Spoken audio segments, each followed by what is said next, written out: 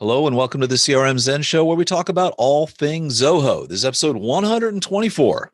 ZoBot Scares Me, recorded on December 11th, 2020 from Zenata Consulting. I'm Brett Martin. And I'm Tyler Colt, and let's get right on into the show. Before we do, we're going to talk a little bit about some upcoming events. We have got our Ring Central and Zoho webinar that will be next Tuesday, December 15th at 10 a.m. And then the following Tuesday will be the CRM Zen Show year in review and the first annual Zen Me Awards. If you haven't voted, please go out and get your vote in. I think we've got about 15 or 20 so far. I'd like to see that number have a 0 after it by the time we get to the final vote. Also on some upcoming events, besides our stuff, over on crmzen.com under events, we've got a couple Zoho events coming up next week. On the 17th, they've got a live Q&A with the Zoho Vault team. And I'll tell you what, man, I love Zoho Vault. I've been playing around with it. It's one of the better password managers out there. And what that team has done with it this year is great. So that'll be nice. And then a Q&A with the Zoho Sign team. They're both on exactly the same day at the same time. But the Zoho Vault one, you can kind of jump into, it only is a half an hour, and then you can go jump over to the Zoho Sign one. So anyway, couple of those webinars coming up. So like us, Zoho's got some going on in December as well. All right, Tyler, take it away. What do we got going on here in the news? Yeah, so first we have a little roundup here from the Zoho Cliq team, kind of just summarizing all of the different updates that have come out for the months of October and November. So a lot of these we've probably covered here. The ability to change a group chat just directly into a channel, kind of changing the usage of it.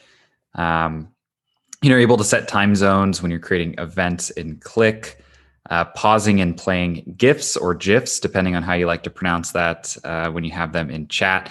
Just kind of a variety of different updates here that, most of these we've talked about, but they're kind of rolling them all up for you in one place.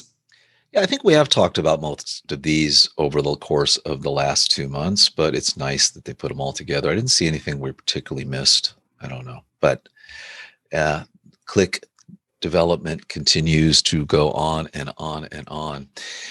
And this is kind of an interesting one on this next story, but it's a couple basic Zia related things. So Zia Recommendations. So if you aren't familiar with Zia Recommendations, it basically allows you to, Zia is going to recommend based on queries put to it certain things, and you have a recommendation builder that you can lay out that will, of course, help parse those recommendations. Not something that I personally have played around with too much, but it is a powerful thing. And Z has kind of become, for me, Tyler, this all-encompassing, it's artificial intelligence, it's a Siri, it's, those kind of things. I have to be careful what I say or all these devices will go off around me. But it does that. But then at the same time, it's more of kind of like a quick data analytics retrieval tool. So they've made an interesting enhancement to it, which now it will actually give recommendations to portal users. So if you are in the CRM portal, it's going to give you some recommendations around there. If you you can rename the types of your recommendations. And then the last one is you can have a workflow based on a recommendation. So for example, you can send an SMS to the customer if Zia recommends a certain product. So I say use this one at your own peril if it's going to be sent out like this. But basically just automatically triggering things based on recommendations. And I don't know, have we done anything with this aspect of it? Not too much, not in terms of the real recommendation engine. I mean, it's interesting. They highlight a couple of use cases. If you have a database of properties and people who have purchased properties, it might recommend ones that could be a good fit, based on things they've already purchased. This whole notification recommendation, I think, is a little bit tricky. I mean, if you're watching us on YouTube, you'll see there's a little image here where, it's basically saying you can trigger this workflow, one day before, after, on a recommended date. So it's kind of going to, create a date for you based on maybe when previous texts have gone out or when previous emails may have been opened or answered. So kind of interesting, something that you would definitely want to keep an eye on, and make sure that it's, running well for you. But kind of a cool idea that if it's able to learn, specifically, I would think this might be the best around emails. We're able to track the open, track the click.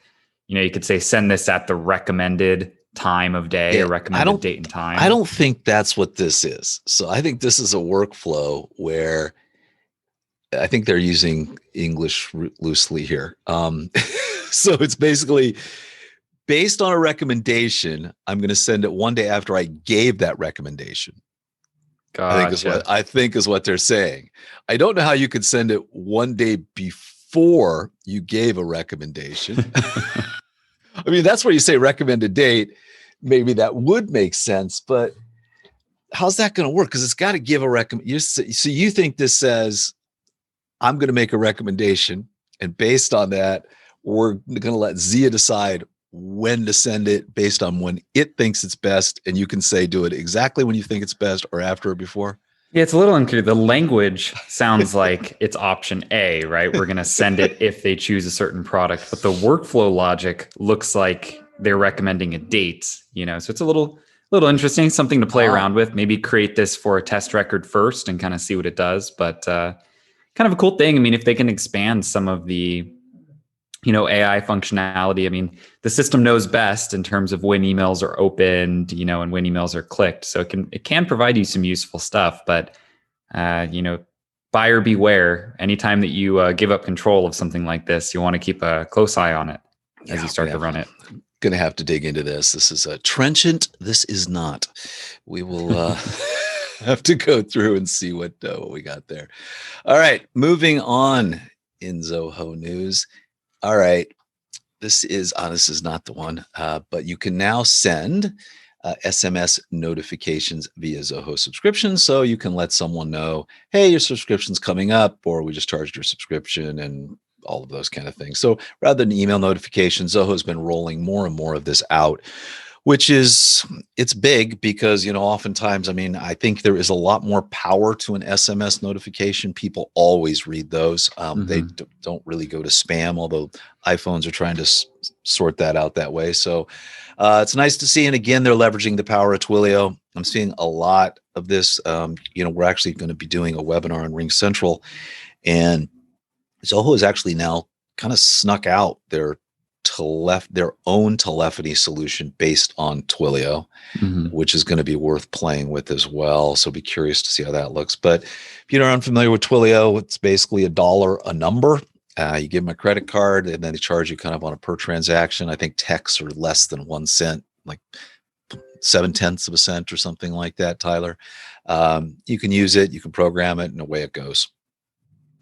Yeah, and I kind of like this as a use case. I think you want to be careful with using SMSs for, outbound marketing. It's easy to kind of come off a little bit intrusive, but something like this where you're already subscribed and maybe you're going to notify them that, their payment's coming up or that their last payment failed, something where they're already in transaction with you. I think it's a pretty cool thing to be able to roll out. And, we're just seeing this Twilio plugged in all different shapes and sizes across the Zoho platform for everything from telephony to texting. And moving on, this is a pretty crazy one here. Zoho Recruit has a chatbot, Tyler, and it's not SalesIQ ZoBot. So this is neat. Actually, I looked at this. So basically, you want to have a chat when someone's in Zoho Recruit. That's great. You can enable chat. That's fantastic. Everything prior to this has always been SalesIQ. Take that code, drop it in. It's what powers Desk. It's what powers what we were talking about last week, subscriptions, right? SalesIQ is being dropped into all of these. This does not appear to be that way. This is it's its own chat bot. And there's a link in here. I don't know if you had a chance to look at this. It looks like it's got its own little chat bot builder. And I think the chatbot builder looks very much simpler to use than ZoBot. I mean, it's very simple. It doesn't seem to have the maybe the power behind it, but it definitely looks pretty straightforward. Yeah, and a couple of the kind of cool things that they're showing here, there's basically something that you would drop in on your career page specifically. And Zoho, you can actually generate career pages with Zoho Recruit. And really what this would be doing is, kind of guiding a potential applicant to maybe apply for the proper job or point them in the right direction. So, they can actually upload their resume into the bot or provide some background information like their skills and experience. And it can, similar to how we're talking about recommendations earlier, this chatbot can basically recommend to a potential applicant, which role might be a good position for them. So it looks pretty cool. As you're saying, from the quick view here of how to set it up, it does seem to be built within a UI. So you're not having to script everything out like you do with ZoBot. That probably means it's going to be a little less all-encompassing in terms of what it can do.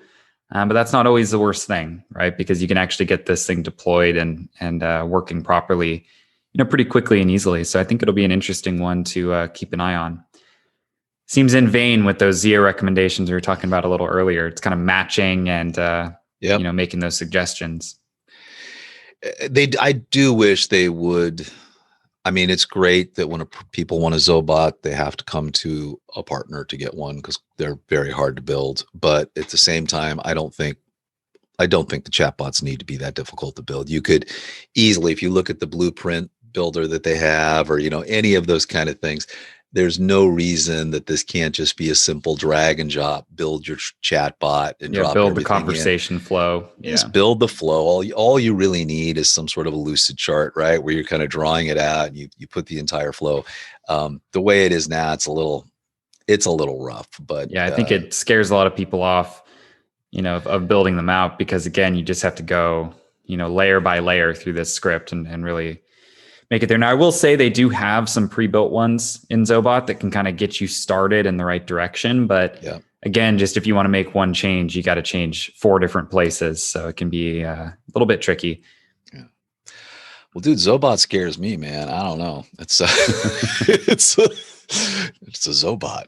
There's something about it. I don't know. Every time I go in and I look at it, it's just too many layers. I mean, it's just too many layers and too many, and anytime you want to make a change, it just cascades down from there. And it just seems, am I wrong about that? Or no, that's kind of the problem. I would love to see, because you could do it almost like Zoho Flow works. Like, when the chat opens up, here's the 3 things I want to ask. If they choose one of those 3, follow up with this.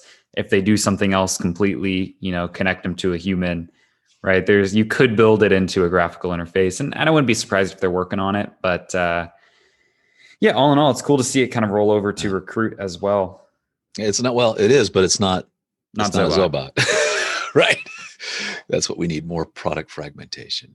All right. And then we've got Zoho Meeting, another round of bug fix and enhancements. So they just continue to kind of run through and change these things. There are really 2 things that I keep looking for every week. And by the way, I'm glad they make all these changes. They're great. Team, keep squashing these bugs, keep doing these little things that you're doing to improve it. But you have to have a waiting room. It's got to be enabled, period. And you've got to fix the recording. So I say it over and over again. We say it over and over again. Mm-hmm. God bless you guys. I appreciate your work you're doing. Keep it up. But the new recording engine that was announced a couple weeks ago, not quite there. It's kind of interesting though. Side note to this, Sridhar Vimbu did a bunch of interviews last week. And in one of those interviews, he said that he thinks he will only be using Zoho Meeting in a year. And I was thinking, because he's never going to do face-to-face meetings. That wasn't it. That is his anticipated time frame for it to be as good as or better than Zoom, right? So evidently, this is on their radar and they're making the changes to it. And that'll be a good thing. That'll save everybody a lot of money. Yeah.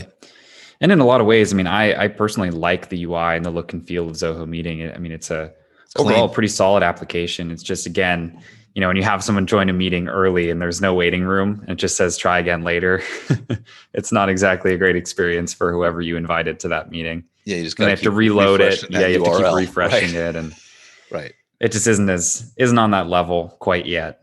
Well, and look, a lot of people don't care about high quality meeting recordings either. So if you can get that, if the meeting's stable, that's fine. I mean, for us though, we're recording virtually everything we do, and you want the screen shares to be pretty solid. So when, people can actually review them and see them, and you want the video and the audio to be solid, you need that, especially if you're going to put stuff into post-production. Anyway, that brings us to our implementation of the week. What do we got? Yes, this was an implementation built around the Zoho CRM and survey integration to track Net Promoter Score, or NPS, over in Zoho Analytics.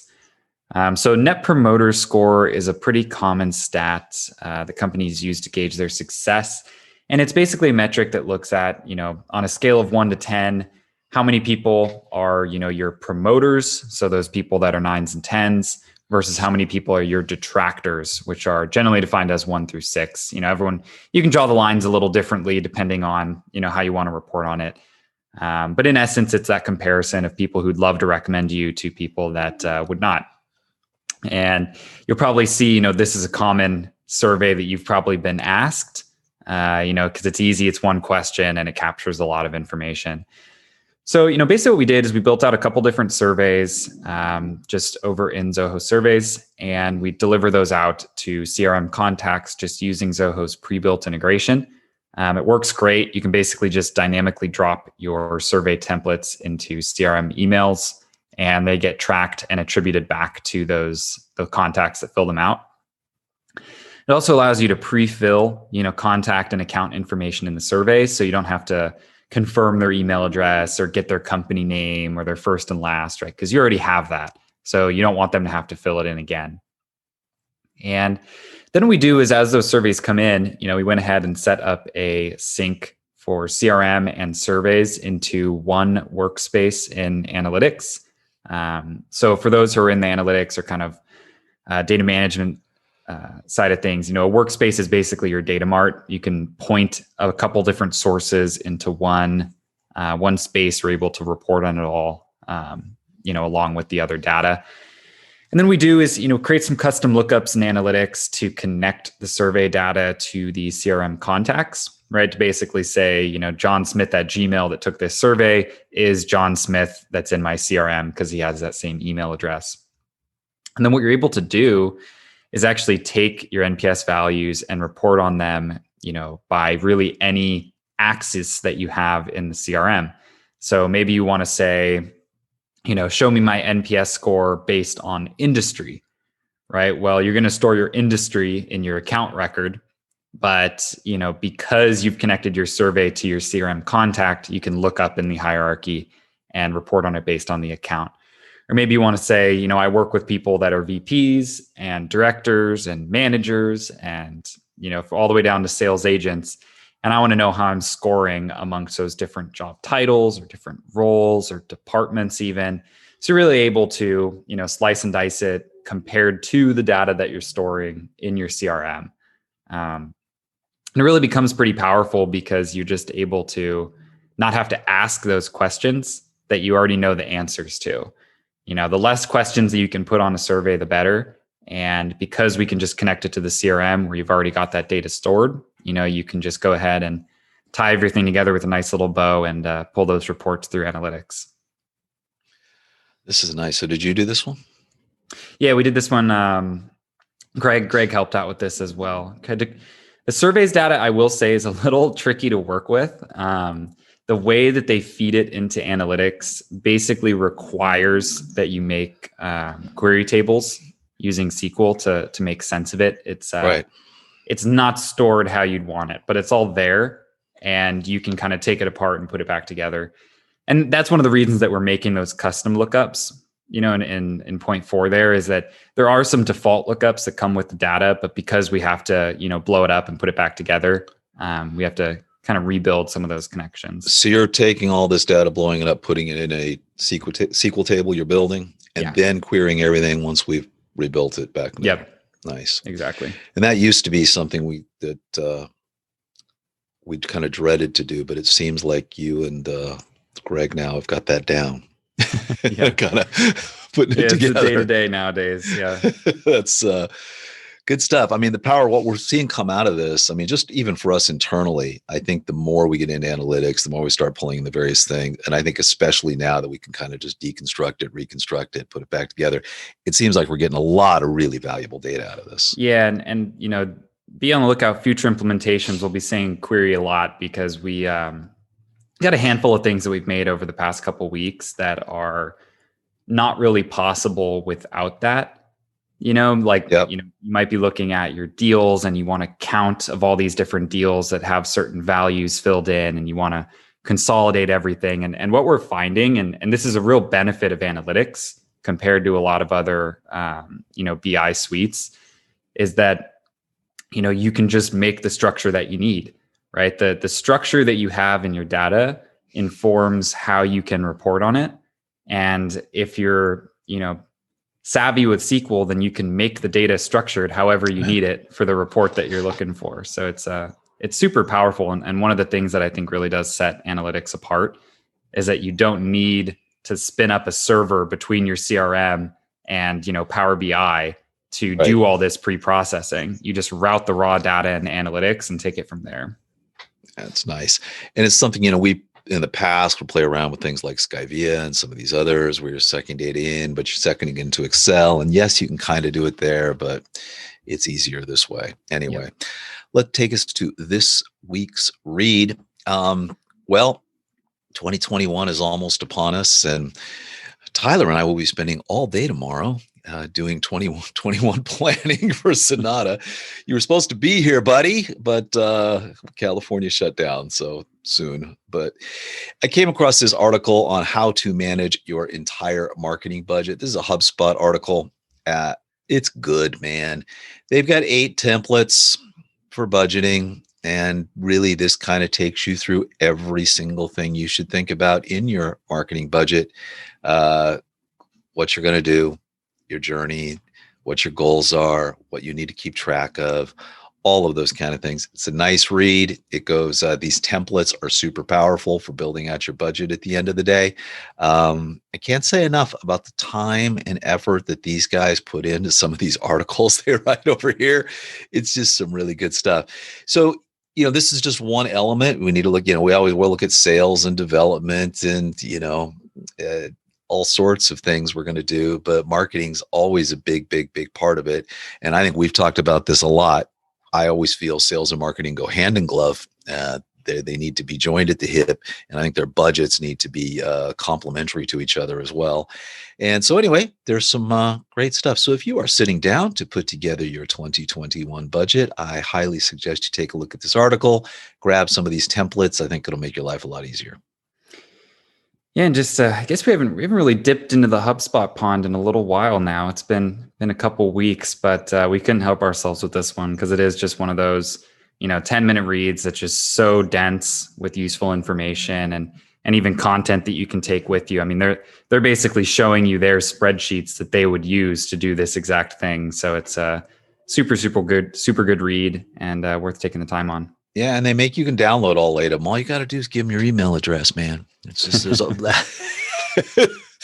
give them your email address and download it. Hey, anyway, great job, HubSpot, and Megan Conley. Nice article. I don't think I've read anything that she's written here so far, but this one was well done.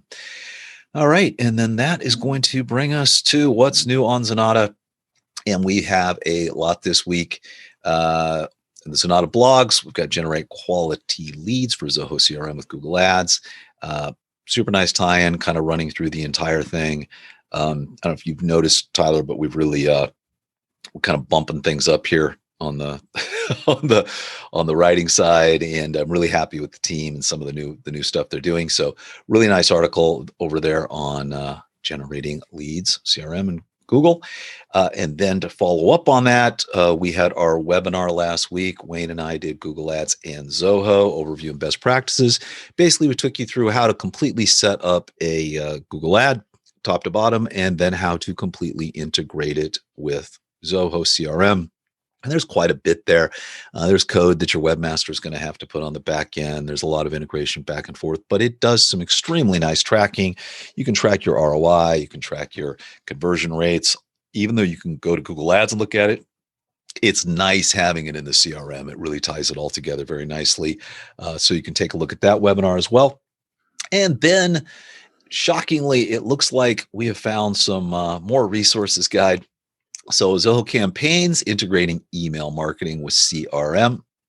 And we've got a nice little, it looks like how many, 11-page PDF we found there.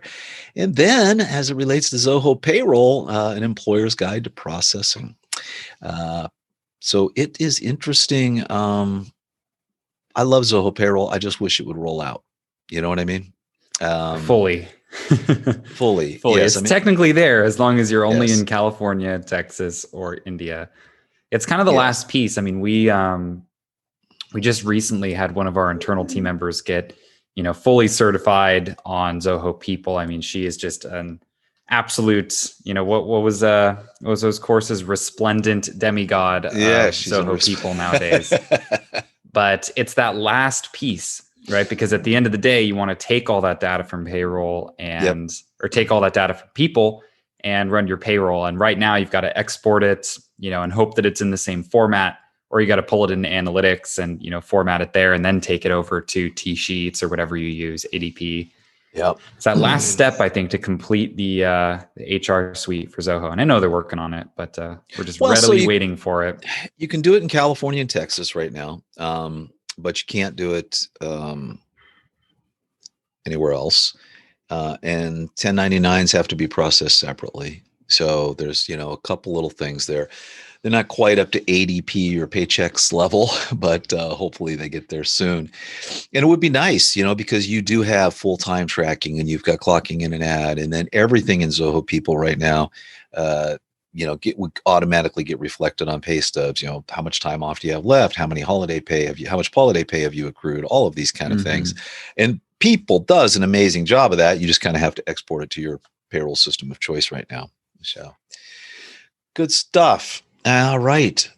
And that takes us to our application of the week.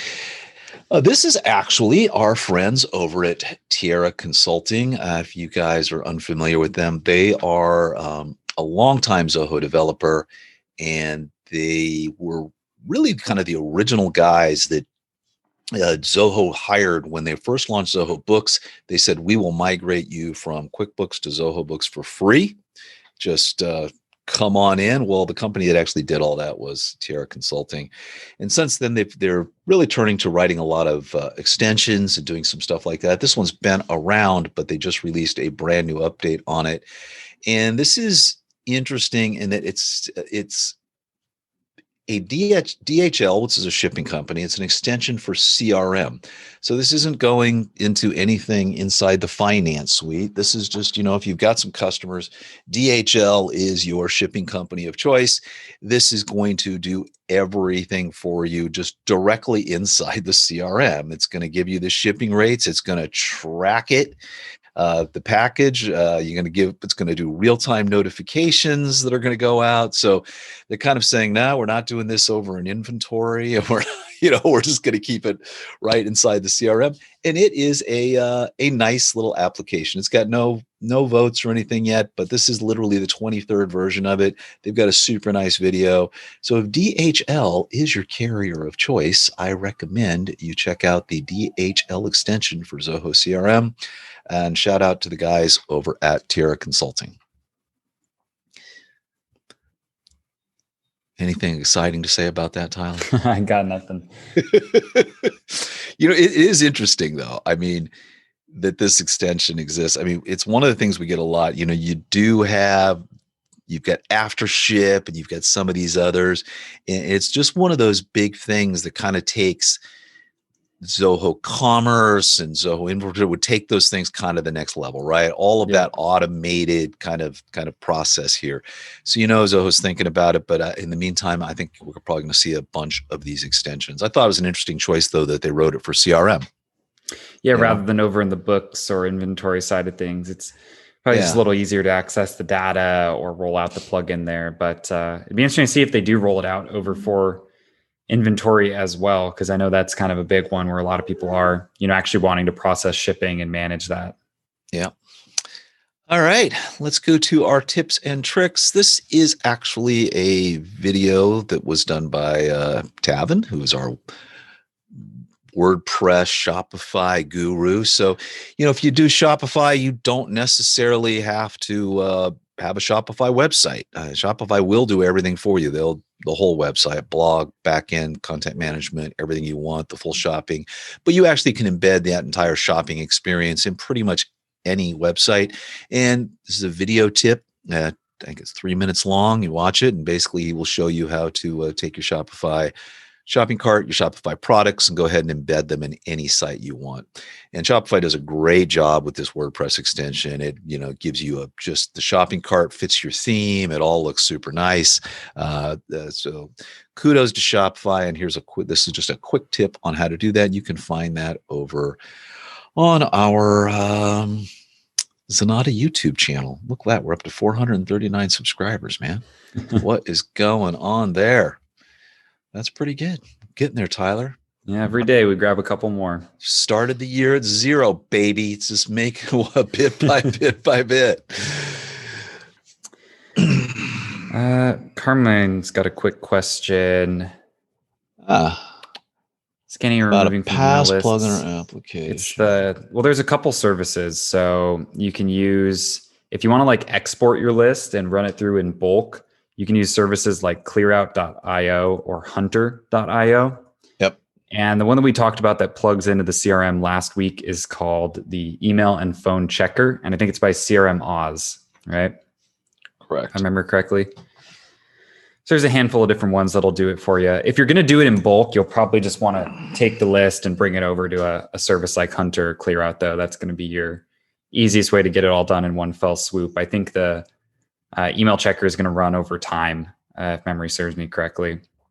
And with that, we're going to wrap up the show. If you would like to get a hold of us, you can drop us a line over at zanata.com or crmzen.com. And as always on the website, you can find our show notes with links to the stories we discussed today. You can also follow us on your favorite social media platform and subscribe to us on your favorite podcast app, as well as on YouTube. We'll see you next Monday.